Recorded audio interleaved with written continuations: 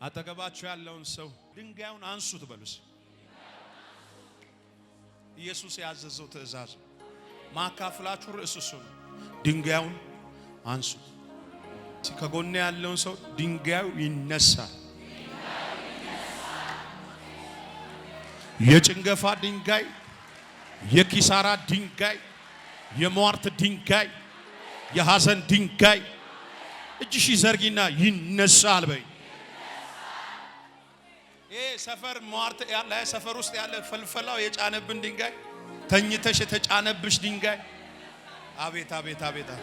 ከጎናችሁ ያለው ሰው ገፋ ያረጋችሁ ያ ድንጋይ ይነሳል በሉ። ከተማ ተሰብስቦ የጫነው ድንጋይ፣ ሰፈር ተሰብስቦ የጫነው ድንጋይ፣ ወረኞች ተሰብስቦ የጫኑብን ድንጋይ ዛሬ ማለዳ ትንቢት ይዤ መጥቻለሁ። የሰራዊት ጌታ እግዚአብሔር እንደዚህ ይልሃል፣ እግዚአብሔር እንደዚህ ይልሻል። ድንጋዩ ይነሳል። እጅ ከፍ አድርግና ይነሳል በለኝ። አቤት አቤት አቤት። ለሞት ላይ ለመጀመሪያ ጊዜ መጥቶ የቀለደው ማን ነው ካላችሁ ኢየሱስ ብቻ ነው። ሞትን ያሸነፈው ማን ነው ብትሉኝ ኢየሱስ ብቻ ነው። እውነት ውሸት? ሞትን ያሸነፈው ማን ብቻ ነው? ሞት ላይ መጥቶ የጨፈረው ማን ነው?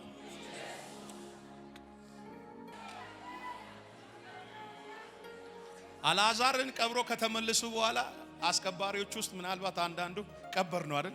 ድንጋዩን ጫንበት አይደል? በቃ በቃለት አይደል? 4 ነጥብ ተደመደመ አይደል? ከዚህ በኋላ አይነሳም አይደል? በቃ በስብሶ ቀረ አይደል? በቃ እንደዚህ ፈራርሶ ቀረ እያሉ እያሙ የገቡ ያንጎራጎሩ የገቡ ብዙዎች ናቸው። ኢየሱስ ለካ እስኪመጣ ነው ያ ሁሉ ሐሜት፣ ያ ሁሉ ወሬ፣ ያ ሁሉ ንግግር። ኢየሱስ መጣና እንደ ድንጋዩን እስቲ ከጎናችሁ ያለውን ሰው ድንጋዩን ያነሱታል በሉ። እኔ ልንገር፣ ከዚህ ግቢ ሳንወጣ በሩቅም በቅርብም ይሆኑ ላችን ላይ የጫኑትን ድንጋይ ዛሬ ያነሱታል። ግድ የለም ልቀቅና አሜን በልና ውሰድ። እስቲ እጅሽ ዘርጊና ያነሱታል በይ።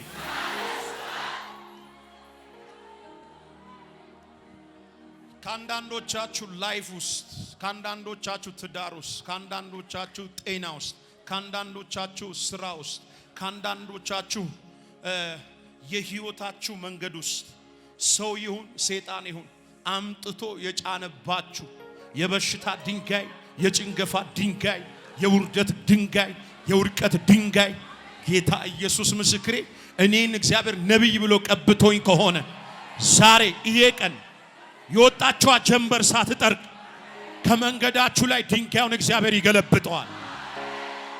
እናቴ እጅሽ ዘርጊና ድንጋዩን ይገለብጠዋል በል። መጽሐፍ የያዛችሁ ሰዎች ዮሐንስ ወንጌል ምዕራፍ 11 ቁጥር 34 ላይ እስኪ እንዳንብቡ። ከላይ ወዴት አኖራችሁት አለ። ወዴት አኖራችሁት? ማንን? አልዓዛርን። እነርሱም ጌታ ሆይ መጥተህ። አቤት! በዚህ 28 ቀን ጌታ መጥቶ ነገርሽን ያያዋል። እስቲ ንገረው ከጎን ያለው ጌታ መጥቶ ያያል በለው። ወራ በር ዘግተሽ በሮን ጠረቃቅመሽ በእግዚአብሔር ፊት የጸለይሽውን ጌታ በዚህ ሳምንት መጥቶ ያያዋል። እስቲ ንገረው በጌታ ያያዋል በለው። ያንን ጉዳይ ያያዋል በለው። መተ ይያሉት ኢየሱስም እንባውን አፈሰሰ። ስለዚህም አይሁድም እንዴት እንደሚወደው እዩ አሉ። ወረኞች ማለት ነው። ከነሱም ግን አንዳንዶቹ ይህ እውሩን አይኖች የከፈተ ይህ ደግሞ እንዳይሞት ያደርግ ዘንድ ባልቻለ ነበርን አሉ። ኢየሱስም በራሱ አዝኖ ወደ መቃብሩ መጣ። ዋሻም ነበር፣ ድንጋዩንም ደገጥሞበት ነበር። ቁጥር 39 ዋናው መልእክት ኢየሱስ ድንጋዩን አንሱ አለ። የሞተውም እህት ማርታ ጌታ ሆይ ከሞት 4 ቀን ሆኖታልና አሁን ይሸታል አለችው። ኢየሱስ ብታምኚስ የእግዚአብሔርን ክብር እንድታይ አልነገሩሽምን አላት። ድንጋዩንም አነሱት። ኢየሱስም አይኖቹን ወደ ላይ አንስቶ አባቶይ ስለሰማኸኝ አመሰግናለሁ። ሁል ጊዜ እንደሰማኸኝ አወቀው። ነገር ግን አንተ እንደላከኝ ያምኑ ዘንድ በዚህ ዙሪያ ስለቆሙት ሕዝብ ተናገርኩ አለ። ይህንንም ብሎ በታላቅ ድምፅ አልዓዛር ሆይ ወደ ውጪ ና ብሎ ጮኸ። የሞተውም እጆቹና እግሮቹ በመግነዝ እንደተገነዙ ወጣ፣ ፊቱም እንደተጠመጠመ ነበር። ኢየሱስም ፍቱትና ይሂድ ተዉት አላቸው። ወይ ኢየሱስ ድንጋዩን አንሱ አለ። ቀጥሎ ደግሞ ወረድ ብሎ ስታነቡ ደግሞ ድንጋዩን ምን አደረጉት ይላል? አነሱት። አንሱት ትእዛዝ ነው፣ አነሱት ደግሞ ድርጊት ነው። ዛሬ ብዙዎች አላችሁ አሁን የኑሮ ድንጋይ ተሸክማችሁ ኑሮ ከብዷችሁ ሰልፍ ከብዷችሁ በጠላት ጦርነት ውስጥ በተለያየ ውጊያ ውስጥ ሆናችሁ እዚህ ግቢ የገባችሁ ለእናንተ ይሄ ሰበር መልእክት ነው። ብዙ ትንቢት ፈሶ አልተነሳ ነቅነቅ አልልም ያለ የሆነ አልንቀሳቀስ ያለ ነገር ጌታ ምስክሬ ዛሬ ከዚህ ቤት ሳትወጡ ድንጋይ ይነሳል።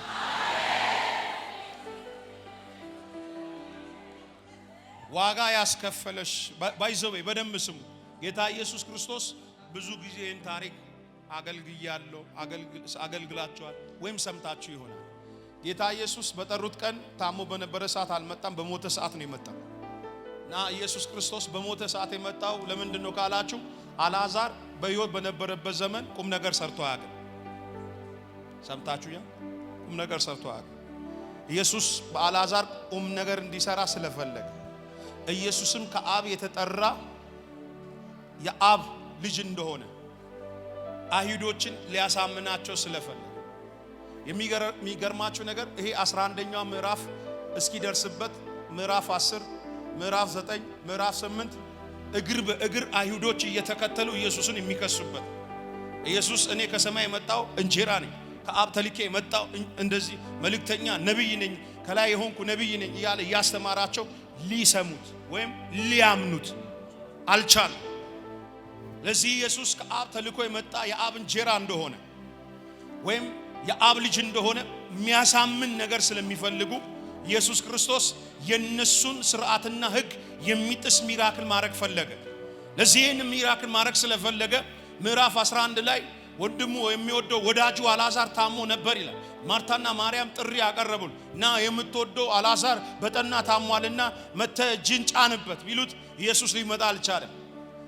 እዛ ኢየሱስ ሊመጣ የፈለገው የትኛው ሰዓት ላይ ነው? ባለቀና በተዘጋ ሰዓት ላይ ነበር።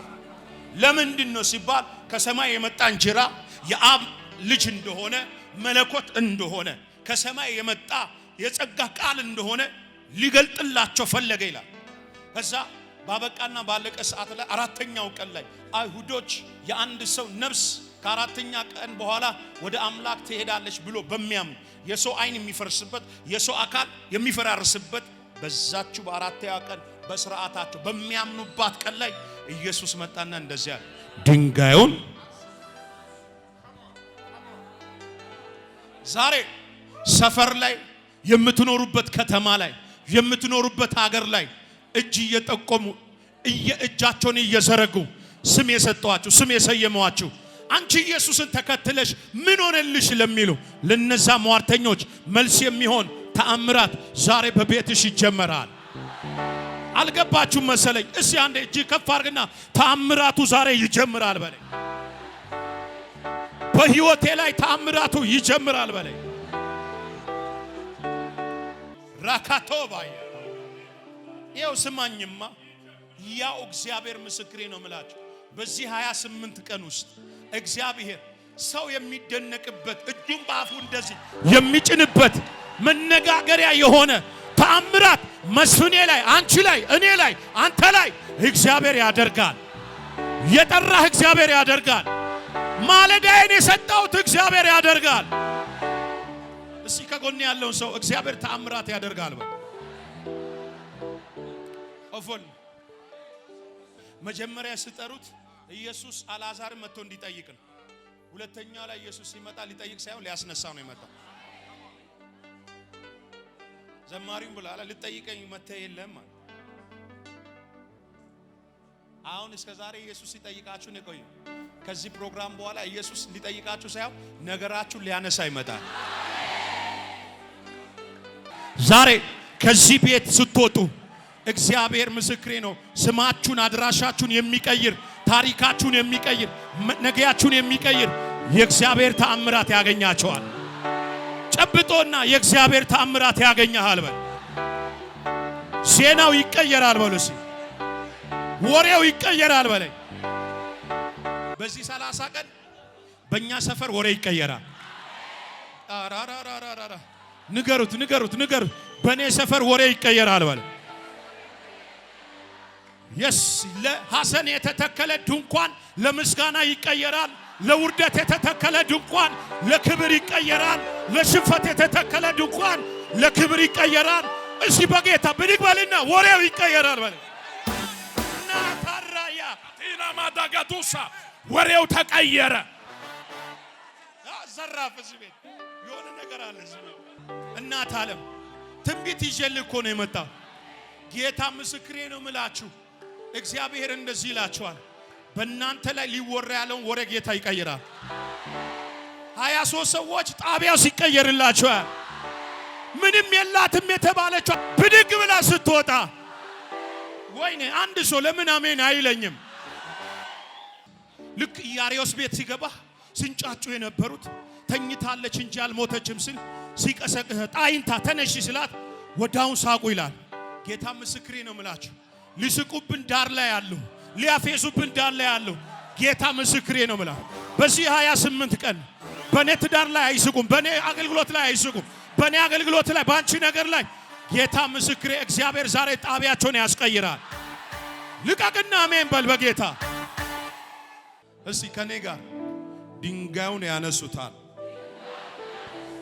እጅሽን አሰራ ድንጋዩን ያነሱታል። የሐሜት ድንጋይ ይነሳል።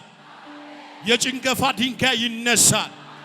ያለ መከናወን ድንጋይ ይነሳል። ከጉብኝት ያዘገየ ድንጋይ ይነሳል። በረከትን ያዘ ድንጋይ ዛሬ ይነሳል። ያመነ ሰው ጮ አሜን ይበለኝ። ሙሴ ነው አይደል ለነዛ ሴቶች ድንጋይ አንስቶ ውሃ ያ ለዮቶር ልጆች ምንድነው ዛሬ በጊዜ መጣችሁ አላችሁ? እንዴት ዛሬ በጊዜ መጣችሁ? ፈጠናችሁ ዛሬ። አጠገብ ያለውን ገፋ ያርግ ፈጥነሃል ዛሬ በሉ። እሺ ከጎን ያለሽ ገፋ አርጋትን ፈጥነሃል ዛሬ በሉ። እንዳትፈጥን ያዘገየህ ድንጋይ፣ እንዳትሮጥ ያዘገየህ ድንጋይ ዛሬ ማታ በኢየሱስ ስም ከመንገድ ላይ ይከባለላል። እጅ ዘርገና መፈለ የሚገርም እኮ ነው። እንዴት ፈጠናችሁ ዛሬ? እንዴት በቶሎ መጣችሁ? አላጠጣችሁ መሰለኝ፣ አልተንከባከባችሁ መሰለኝ። ኖ ዛሬ አንድ ጎልማሳ አንድ ብራቢ ጎልማሳ አገዘን፣ ረዳን። ምን አደረገ? ድንጋዩ ምን አደረገልን? አንከባለን። እስቲ አንብበው እሱ ክፍል። በምድያም ምድር ተቀመጠ፣ በውሃ ጉድጓድ አጠገብ አረፈ። እሺ ለምድያም ካህን 7 ሴቶች ልጆች ነበሩት። እሺ እነርሱም መጥተው ውሃ ቀዱ፣ የአባታቸውን በጎች ሊያጠጡ የውሃውን ገንዳ ሞሉ። እረኞች መጥተው ገፏቸው፣ ሙሴ ግን ተነስቶ ረዳቸው። በጎች በዚህ 28 ቀን ወደ እናንተ ሙሴ የሚባል ሰው ይመጣል። አሜን። ማሃጋቲና ማማላፓ ዚካቶሶ ልተንቢ በጌታ ለቀቅ መንፈሱን ሻኪላ ፖላ ሲናሞሶ አኖኮፓላፓ ሙሴ ግን ተነስቶ ረዳቸው። ሙሴም ተነስቶ ረዳቸው፣ በጎቻቸውንም አጠጣላቸው። አንድ ወደ አባታቸው ወደ ራጉኤል በመጣ ጊዜ ስለምን ዛሬ ፈጥናችሁ መጣችሁ አላቸው። ቆይ አብዬ ስለምን ዛሬ ፈጥናችሁ? ዛሬ ትዳርሽን ያዘገየ ቅባትን ያዘገየ ይነሳ፣ ብሌሲንግን ያዘገየ ይነሳ፣ መንገድህን ያዘገየ ይነሳ። አንድ ላይ ብድግ በሉና ይነሳል በለ። ይነሳ። ማካፒራ ባዳላፓ ለሶሶ መንገድ ቦታ ቀይሩና ለሶሶ ይህ 30ው ቀን ላይ ተንብዩ አንድ በሉ ነገር በዚህ ወር ውስጥ ይፈጥናል በለው። ድንጋዩ ስለተንከባለለ ፈጥነት ይመጣል፣ ፈጥነት ይሄዳል።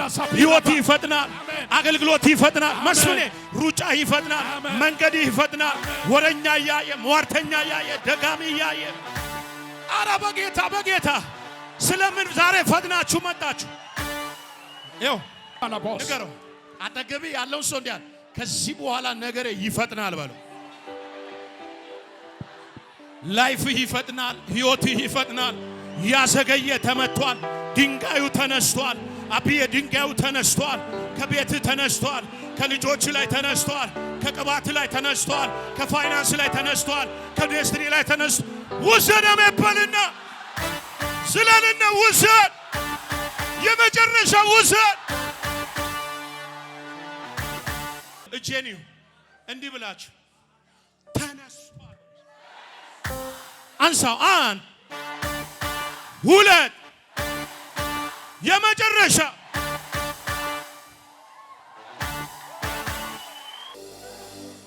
ኢየሱስ ክርስቶስ ድንጋዩን አንሱ ካለ በኋላ 3 ትላልቅ ነገሮች ሆኗል። ልክ ድንጋዩ ሲነሳ አንደኛ የአልዓዛር መቃብር ተከፈተ ይላል። ሁለተኛ አልዓዛር ከመቃብር ውስጥ ወጣ ይላል። ድንጋይ ከመንገዳችሁ ላይ ሲነሳ የተዘጋ ነገር ይከፈታል። ሄሎ በዚህ 28 ቀን ውስጥ ከጨለማው ሰራተኛ ከሉሲፈር ሰፈር መንገዳችን ላይ በራችን ላይ በረከታችን ላይ የተቀመጡ የትኛውም የጭንገፋ ድንጋዮች ዛሬ ተነስተዋል።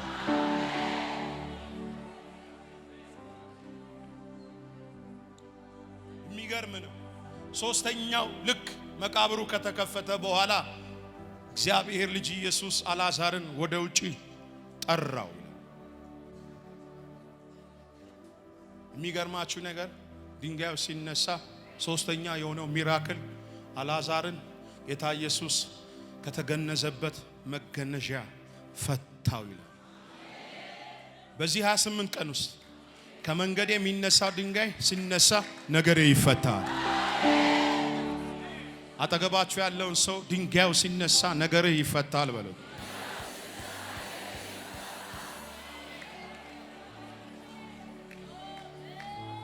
ስለዚህ እንደ እግዚአብሔር ነቢይ ነው የምነግራችሁ። ትዳራችሁ የታሰረ፣ ስራችሁ የታሰረ፣ መንፈሳዊ ህይወታችሁ የታሰረ፣ ጤናችሁ የታሰረ፣ የኔ ነገር የታሰረው በአደባባይ በስውር እጅን የምትሉ ሰዎች እግራችሁ ከዚህ ቸርቹ ሳይወጣ እግዚአብሔር ነገራችሁን ይፈታል። ኢየሱስ አልዓዛርን ከጠራው በኋላ አንድ ትእዛዝ ሰጠ። ፍቱት፣ ይሂድ፣ አትንኩት። በዚህ ማለዳ እንደ ሰበር መልእክት ወደ እኔ የመጣው ድምፅ ይሄ ነው። እመነኝ፣ ነቢይ ነኝ። እጅን በአፍህ ስትጭን ድንጋዩ ከመንገድ ላይ ተነስቷል። ከኔ ጋር ናችሁ?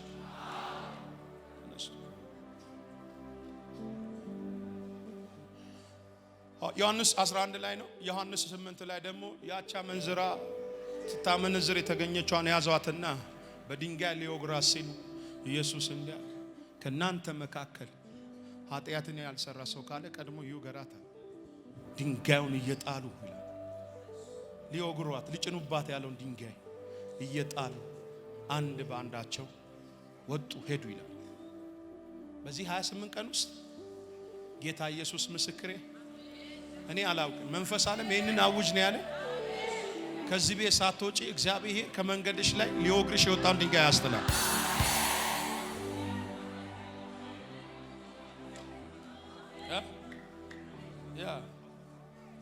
የሚገርም ነገር የመጨረሻው ኮንክሉዥን የምሰጣችሁ ሉቃስ 4 ቁጥር 2 ላይ መልአኩ ድንጋዩን አንከባሎ ተቀምጦበት ነበር ይላል። ኢየሱስ አልነበረም ድንጋዩን ያኔ አንከባሎ፣ መልአኩ ነው አንከባሎ ተቀምጦበት ነበር ይላል። ለነዛ ሴቶች የምስራችን ነገራቸው።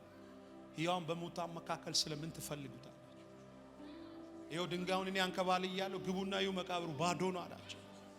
እሱ በዚህ የለም አለ። ዛሬ አንድ እርምጃ ስትራመጂ የሆነ ድንጋይ ተንከባለ። ሁለተኛ እርምጃ ስትራመጂ ቤት እንዳትሰሪ የከለከለሽ እንከባለ።